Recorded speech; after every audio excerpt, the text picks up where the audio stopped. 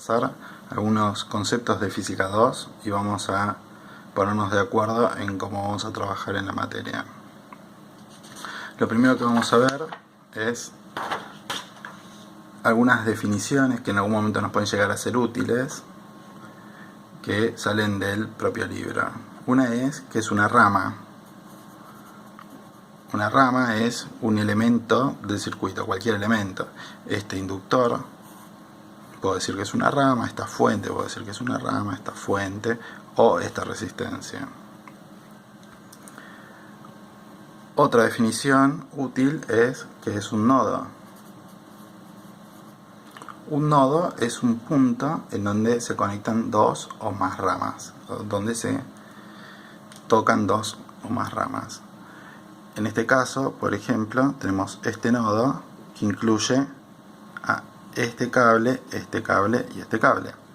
Acá también tenemos un nodo que incluye estos dos cables. Todo este cable está al mismo potencial. O también este más grande es un nodo. La otra definición que vamos a hacer es lazo. Lazo es cualquier circulación que pueda hacer en el circuito. Este es un lazo. Vamos a usar otro color. Este exterior es un lazo.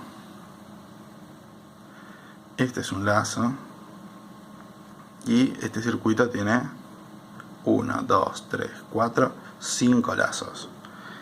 Se acordarán de física 2 y si no, repásenlo, que el lazo exterior es una combinación lineal de los otros. Siempre cuando uno cuenta todos los lazos del circuito, hay n lazos menos 1 que son linealmente independientes cuando planteo ecuaciones.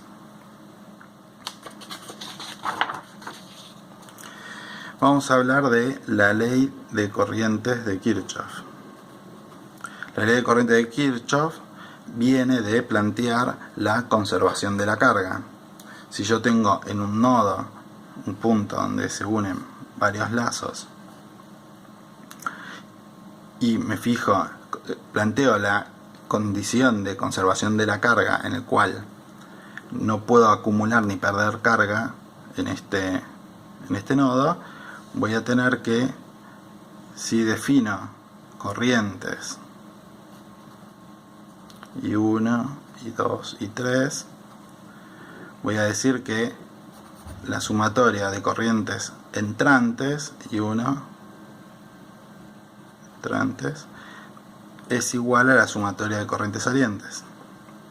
En este caso sería que I1 más I2 es I3. También podría escribirlo de otra forma, que es que la sumatoria de corrientes entrantes menos la sumatoria de corrientes salientes es igual a 0. Para repasar esto, tienen el ejercicio A1 que les va a ser bastante útil. Después necesitamos ver la ley de tensiones de Kirchhoff.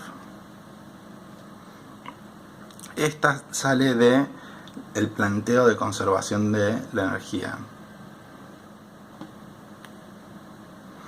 Y para esto, así como para poder definir acá cuáles eran corrientes entrantes o salientes, tenía que definirle un sentido de referencia, tengo que definir un sentido de referencia para tensiones.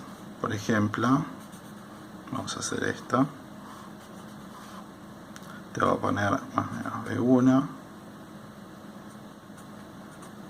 B2, B3 y B4.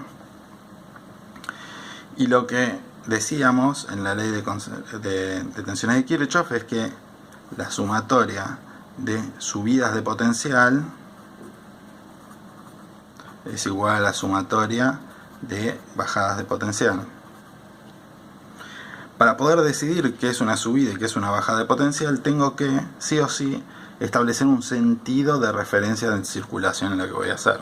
Entonces, no solo tengo que definir los sentidos de referencias en los que mido las tensiones, sino además cómo circulo para analizar eso. En este caso, B1 es una subida, B2 es una subida, B3 es una subida y B4 es una subida, porque van del menos al más. Si tuviera esto, B4 sería una caída de potencial. Otra forma de escribir esta ecuación es la sumatoria de subidas menos la sumatoria de bajadas es igual a 0, que es solamente pasar de término. Bueno, planteamos para este caso, tengo B1 más B2 más B3 menos B4 es igual a 0.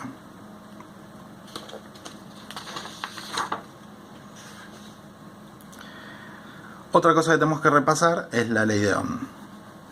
Parece una pavada, pero hay algo que no teníamos en cuenta generalmente en física, que es que la ley de Ohm tiene signo. ¿Dónde está este signo? Está en los sentidos de referencia que yo ponga. Si pongo estos sentidos de referencia convencionales, es una convención que se tiene, tengo que la ley de Ohm es IR por R es igual a BR. Si yo diera vuelta a cualquiera de estos sentidos de referencia, tengo que hacer aparecer un menos. Por ejemplo, si yo tuviera una resistencia a la cual le mido la tensión así, BR1, y la corriente se la mido saliente con este sentido de referencia IR1, la ley de Ohm sería que menos IR1 por R1 es BR1, por haber hecho este cambio. Esto es algo muy importante a tener en cuenta cuando planteemos ejercicios. También, algo que a veces no se ve en física 2, pero que nos va a ser útil en algún momento, es la definición de conductancia. ¿Qué es la conductancia? La conductancia G es 1 sobre la resistencia. Y las unidades es 1 sobre ohm o Siemens.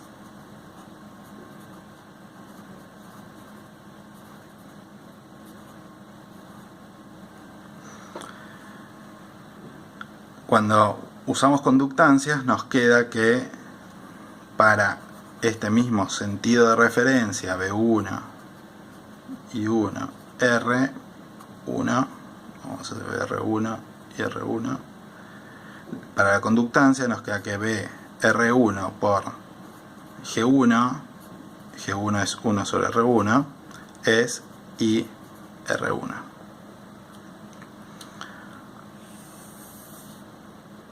Otro sentido de referencia que necesitamos definir es para las potencias.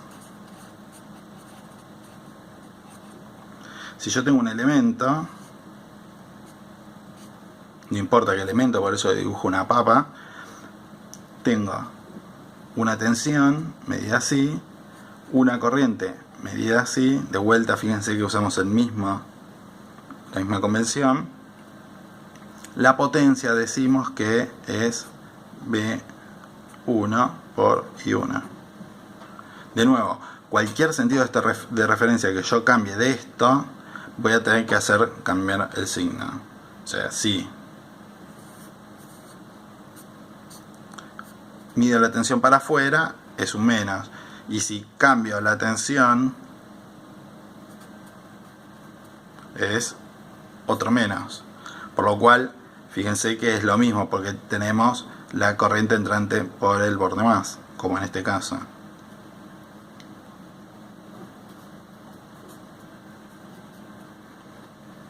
Con estos sentidos de referencia, lo que tenemos es que la sumatoria de potencias es igual a 0. Yo sumo todas las potencias incluidas en un circuito, el cual esté todo definido, y me va a dar 0.